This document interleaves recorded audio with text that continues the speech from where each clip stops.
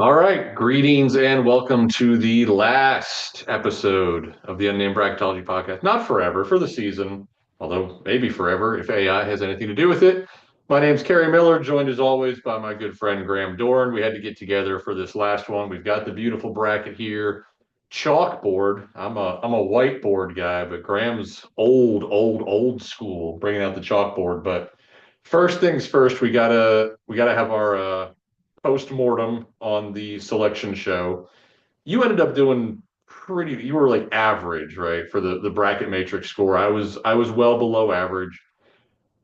How are we feeling? It's been 4 days. It's now we're about almost at halftime of the Xavier Texas game. Just we're we're not filming this an hour after the selection show and like ready to sob, but we've had some time to think about it. How are we feeling? I think I'm just a little sad that a lot of the traditional selection criteria just doesn't seem to matter as much anymore. I think if you look at North Carolina, obviously a team we both thought was going to be very close to the cut line. You had them in, I had them as my first team out. We knew they were right there. But you see a team like North Carolina get in, that doesn't necessarily bother me so much by itself. But then in comparison to West Virginia being out, it's just that old traditional who did you play, where did you play, and how did you do? And I look at a team like West Virginia, I see neutral court win over Arizona, neutral court win over Gonzaga, won at Kansas, beat Iowa State at home. How on earth were they left out? And I think if you look at, say, wins above bubble, Yeah. maybe there's an argument for North Carolina above West Virginia. But I feel like this is where old school bracketology should step in and say, hey, look at who this team beat. This isn't just a quad 1A win on paper. This is truly a tournament team that West Virginia beat here, and all of them, right? Gonzaga single digit seed, Arizona single digit Yeah, seed, all Kansas all single top digit eight. seed, Yep. Iowa State single digit seed didn't seem to matter. And I just feel like you look at the metrics. I kind of joked with Kerry and a couple of the guys from our mock selection committee beforehand. I was like, you know what? Here's just an average of the metrics. If this beats my bracketology score, I need to give it up forever. And it actually did. Yeah. Like, literally, if you didn't know anything about college basketball and you just took the metrics and averaged them, you would have been really, really close. And that's disappointing to me. It means the committee is becoming less human Yeah. and more automated. That's that's what kills me. Like we've always had the people that whether they actually do or not, we just assume that they wake up Sunday morning and just copy the matrix. And fine, you're copying the work of what other bracketologists have been doing. Like on Selection Sunday, like when I wrote my Who Got Screwed by the Committee article, there were 111 brackets in the matrix and there were 250 in the final one. Like where the fuck did all these people come from? But now you can just wake up and take that average of the six metrics. And I looked at it, and if you did that, you would have scored I think it was a 359. You would have gotten 49 seeded exactly, not exactly for banner brackets, but exactly on the correct seed line. Um, I think you still would have missed West Virginia. That's the most incomprehensible part of this. Like West Virginia, I forget how many losses they had against Quad One, but they had six Quad One wins. Xavier and North Carolina were combined 2-21. Like I think you can make the argument that West Virginia should be in, Indiana should be in, but North Carolina and Xavier should be out. If you're going to go that route and just have it be that Quad One wins are that important, at least we can work with that. We can figure that out. But if it's just straight, here's what the computers tell us, that's disgusting. I have shared my new conspiracy theory, right? So I picked North Carolina as my last team in based on that conspiracy theory, which I talked about on our last podcast. But now my conspiracy theory is that the committee got wind that Darian DeVries is planning to go to Indiana, and they were just like, "Let us help you. Go ahead, get there before the portal opens. We would like to see Indiana be raised from the dead here." I don't know. It came together so fast. That's the only explanation I can make for West Virginia not being in. Like their Tucker DeVries explanation is complete BS. Like Xavier's second best win of the season was with Liam McNeely out against Connecticut. Their best win at Marquette, they were down, I think, their sixth man. At, if you're going to pay attention to injuries, pay attention to the injuries. And yeah, just the inconsistencies and the fact that it's all going towards metrics is a little more than a little disheartening. Well, something I come into Kerry and I kind of somebody else was leading me to this path anyways, but so not trying to take credit for it, wasn't an original idea, but I thought it was a terrific point. Like if the committee was all up in arms about West Virginia getting 2 wins with Tucker DeVries that apparently made them some sort of super team, how come Louisville was sitting at an 8 seed when they beat the Tucker DeVries super West Virginia team? Like, shouldn't that have been a quad one double A plus win based on the way they treated West Virginia without him? You look at West Virginia, 38th in Torvik without Tucker DeVries, Hmm. and they won at Kansas, and they beat Iowa State, all without Tucker DeVries. I just don't get it. I feel like they went out of their way to Yeah. look for a reason not to include West Virginia when there were glaring reasons not to include UNC, Xavier, and Texas. And I'm not saying any of those teams don't deserve to be in the tournament. I am saying none of them deserve to be in over West Virginia. Yes. And on the injuries point, I think I brought this up on Twitter. Kentucky, two of their best wins of the season over Duke on a neutral court, and it was at Gonzaga, right? It was in Seattle this year. They had Jackson Robinson, they had Kerr Carissa for both of those games. Why didn't that matter? Why did 11 loss Kentucky still get the number, or were they 10 overall seed? Like they shouldn't have been ahead of Wisconsin at that point, which hurt Wisconsin. Now Wisconsin's playing in Denver instead of playing in Milwaukee. Like just the inconsistencies is insane. But aside from that, right, if they had just gotten West Virginia right, it wasn't that bad. Like most people did very well in the Matrix this year. I didn't. I bought into the theory that the 7-5 split with more mid-major commissioners than and ADs than power conferences. I thought Drake and UCSD were going to get a little more love, but they didn't. They would not have gotten in without winning. VCU would not have gotten in without winning its tournament. I think that was a kind of a disgusting message, but that's also normal from the committee. We're used to that. But for a 6 quad 1 win team to not get in while North Carolina and Xavier got in was insane to me. I just don't get the inconsistency on. First off, Memphis has injury concerns. Didn't seem to hurt them. Yeah, Iowa State has injury concerns. very Didn't seem much. to hurt them. Great seeds for those two Well, teams. Otzelberger waited until 6:01 p.m. to announce that Kashawn Gilbert's But out. I mean, they were missing players for the Big Yeah, 12 tournament, so it wasn't like it was a surprise.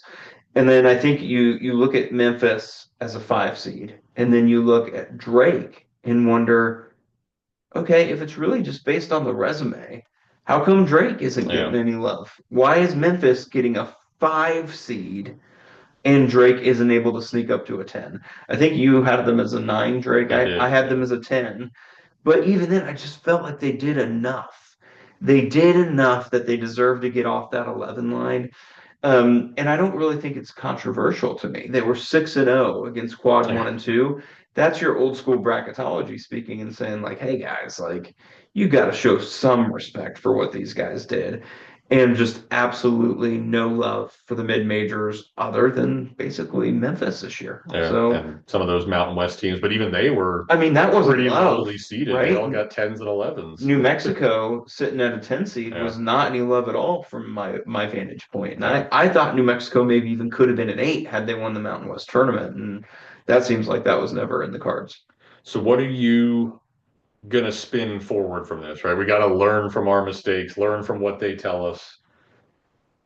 What are you gonna apply moving forward? Like I don't know what to change other than don't don't think that they're going to care about a 30 win mid major. Like if I had just had Drake and UC San Diego right, I'm probably closer to your score. Certainly I would have had at least 10 more points than I got.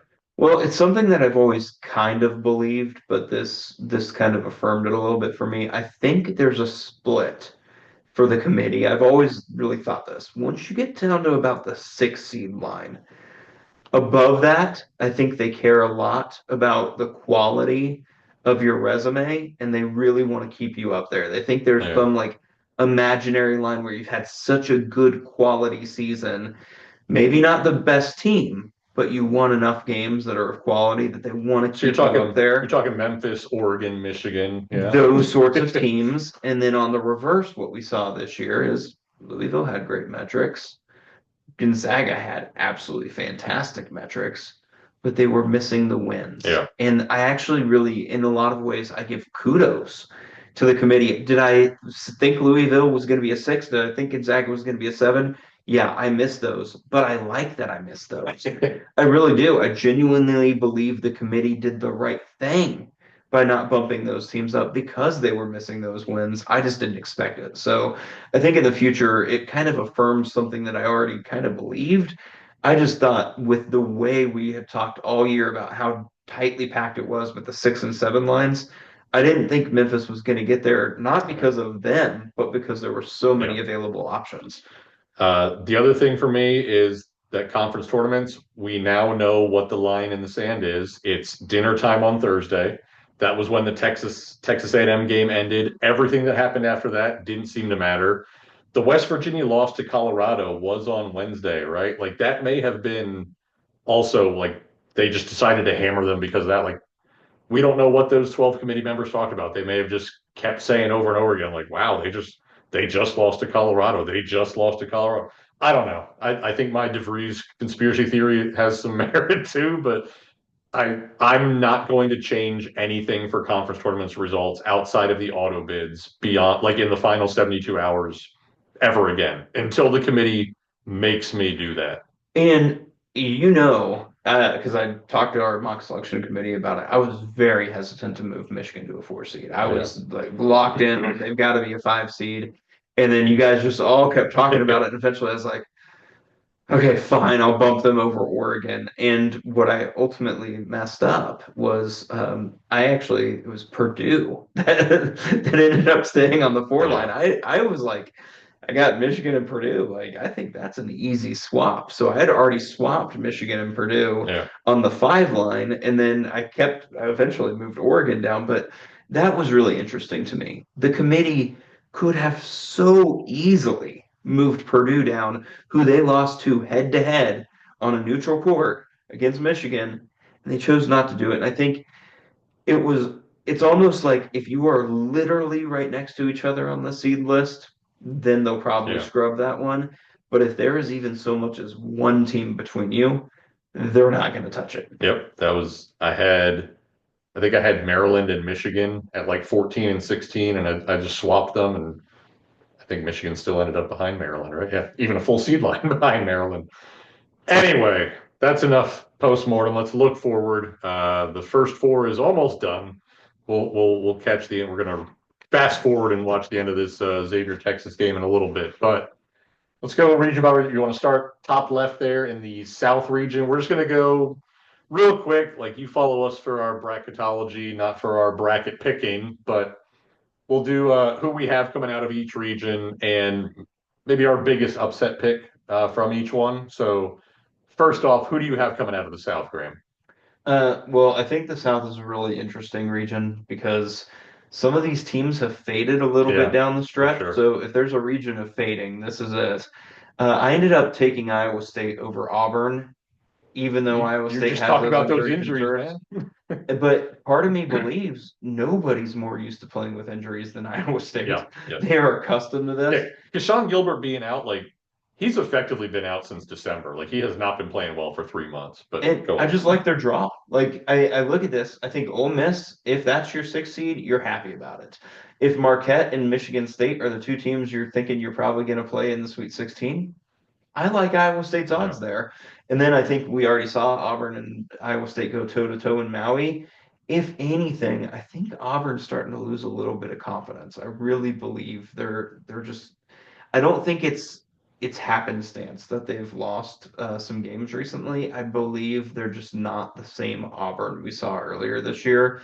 And I think if Iowa State and Auburn go toe to toe again, I think Iowa State might have the edge because let's be honest, they lost a game they thought they should have won. If anybody's going to have the emotional edge in that game, I think it's the Cyclones.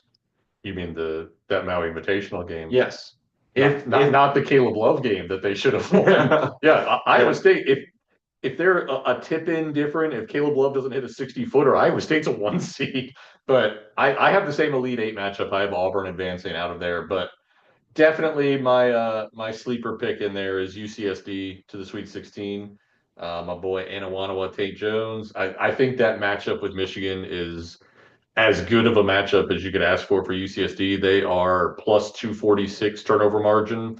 I think Michigan is like minus 97. There could be like a plus 14 turnover margin in that game for the Tritons. And then I don't remember who do they play. Oh, A&M or Yale. Yeah, it's gonna be a 12-13 there. That's Yeah. exactly what I have. I have UCSD over Yale in the 12-13.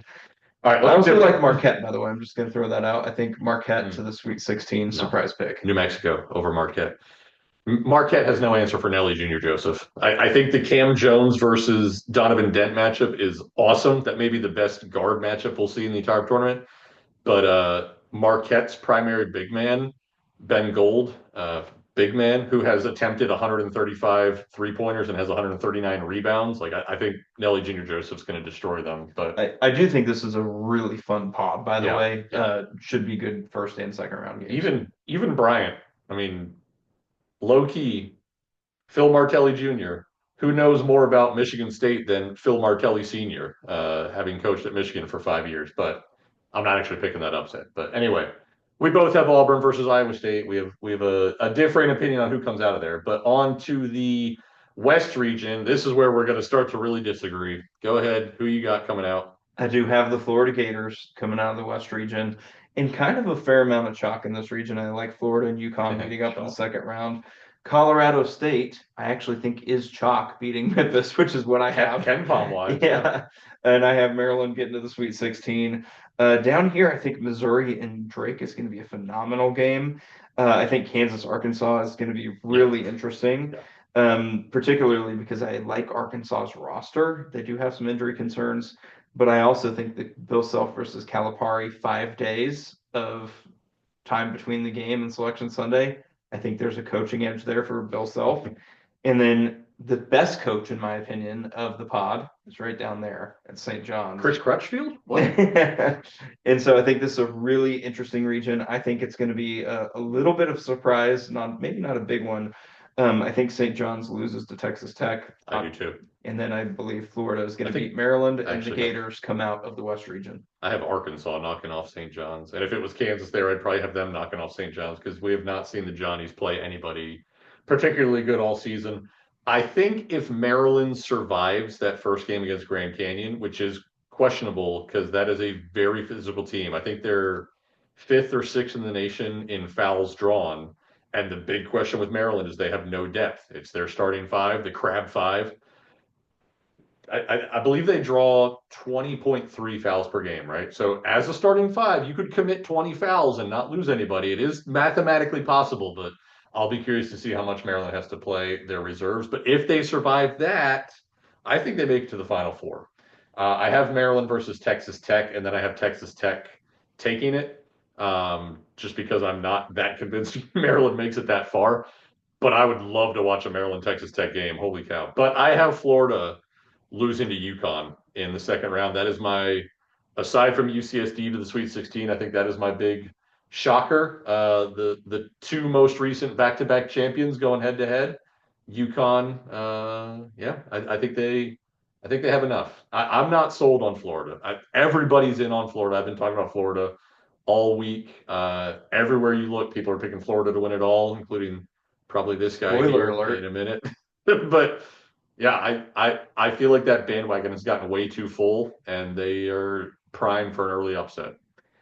Speaking of early upset, I do have St. John's in Sweet 16. I think it's going to be tough for them. You mentioned they haven't played anybody in a while. I was telling Kerry earlier today, St. John's is 0-2 against the Torvik top 29 this year. Yeah. It's hard to fathom. A double Big East champion has not played Who even more is than that? Baylor and Georgia? Baylor and Georgia. The Big East doesn't have a single team better than 30th in I thought the other than ACC St. sucked. So just something to watch. St. John's has been playing very good defense, Yeah. but they've also been doing it against a bunch of teams that just aren't that good. Yeah. So it'd be interesting to see how they respond. All right. So I have Texas Tech over Maryland. You have Florida over Texas Tech. Okay. So we're on the Red Raiders at least. We both have two Big 12 teams reaching the Elite Eight. All right, let's do it. East region, Duke. So this is where I have a little bit of a Yeah, surprise. this is where we go. I was totally expecting to pick Duke to win the national championship, and I think I've been on Duke like the Yeah, entire season yeah, as the team. And it's kind of interesting seeing Auburn up there because I've there's never been a time this year where I thought Auburn was the most likely team to win it. Like, really. did I think they were right there? Yes, but I always thought Duke was more likely to win it than Auburn, like the entire season.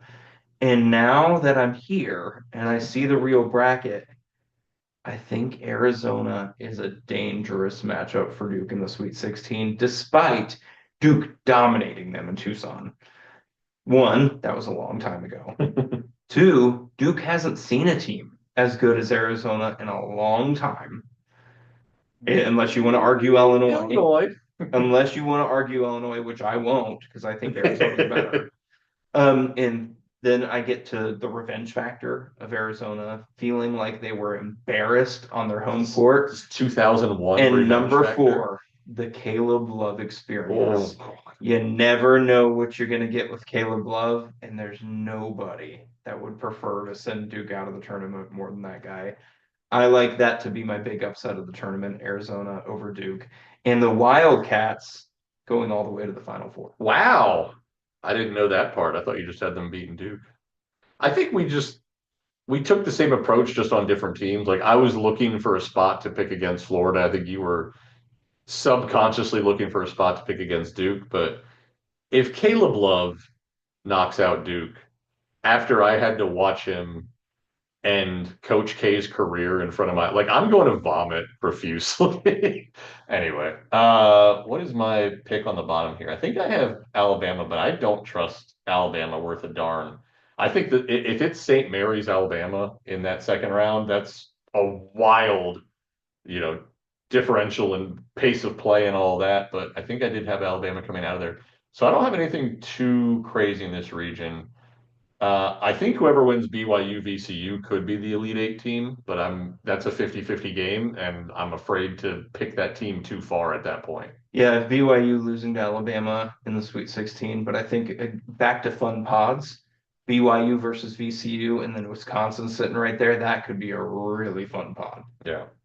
Yeah, if VCU shuts down BYU and then shuts down Wisconsin, and they are better on defense than they were under Shaka Smart, 14 years ago or whatever. But so you have what do you have? I have Alabama and Arizona Arizona. beating Alabama in the Okay, Elite Eight. so I have Duke over Alabama. And boy, you're all in on the Big 12, dude. What the I heck? know. No Kansas though. Midwest. Do you also have? We both have Houston coming out of here. I have Houston More coming out more of Big here. 12 And love. it was not intentional. I just really seeing the draws. I think they're pretty good draws for all of these Yeah. teams. I think we all agree High Point's probably beating Purdue, or at least even if we don't agree they're going to beat them, there's a good chance they will. This is the game of the tournament right here, though. Assuming Gonzaga beats Georgia, Houston Gonzaga, man, that's as far as Ken Palm is concerned, it's a top 10 showdown. I do my stat bracket, average margin of victory times conference RPI. That is a top five matchup. Houston is fourth, Gonzaga is fifth in that metric. So that has Wichita State, Kentucky 2014 vibes all over it. And I think whoever wins that game probably wins the region. What do I have coming out of the bottom? I guess I have Tennessee, but again, similar to Alabama, I don't fully trust it. I just don't. I have no faith in anybody else down there. I think Kentucky, Tennessee could be a really fun Sweet 16 game if it happens. I actually like Kentucky to win that game. You've seen the two previous Kentucky Tennessee I'm games, just yes? saying, I think Kentucky is going to come out of there and face Houston. Houston, I think, no matter which way this really breaks, I think the hardest game for Houston is Gonzaga. Yeah. I think they're getting their toughest game early on. If no matter who comes out of that bottom half, I like Houston doing that. So could be interesting to see how McNeese plays. With the Will Wade factor, Yeah. maybe not. Otherwise, I think McNeese is a Sweet 16 team. Will be interesting to see how they respond. What's funny, I had to write up predictions for every first round game, and even before the NC State news broke, I wrote about that. Will Wade is probably going to be in the ACC. Let's see how he does against the longest tenured ACC coach now in Brad Brownell. But none of those four scare you against Houston in the slightest. Kentucky, if they go up against Houston, I don't think they're going to be able to score like they usually do, and their defense is not good enough. Tennessee, second and third best defenses in the country, but Houston's offense is better. So yeah, I think Houston Gonzaga really decides it. So I have a lot of one seeds. I know that, but I don't have Florida. I have Auburn, Duke, Houston, and what did I say? Texas Tech, and then I have Duke winning it all. What do you have? You have Florida I over. have Florida over Houston. That'd be a great Um, game. I've also watched Houston and Arizona, and Houston's just the better team. Yeah. So I think it's an interesting bracket because I think for so long everybody was saying it's either Duke or Auburn. I don't think people are feeling that way anymore. I think No, Houston's come on. I now think everybody's Florida's feeling come Florida. on. I think there's four legitimate title contenders. I kind of think Auburn is the least likely of those four to win the title. It's weird. I know Florida's my title pick, but if you ask me who's most likely to win the title, I'd say Duke without hesitation. So I just think Arizona, it's just seeing them if Arizona's the team, like for example, if Oregon comes out of there, oh yeah, I think Duke's gonna win the title.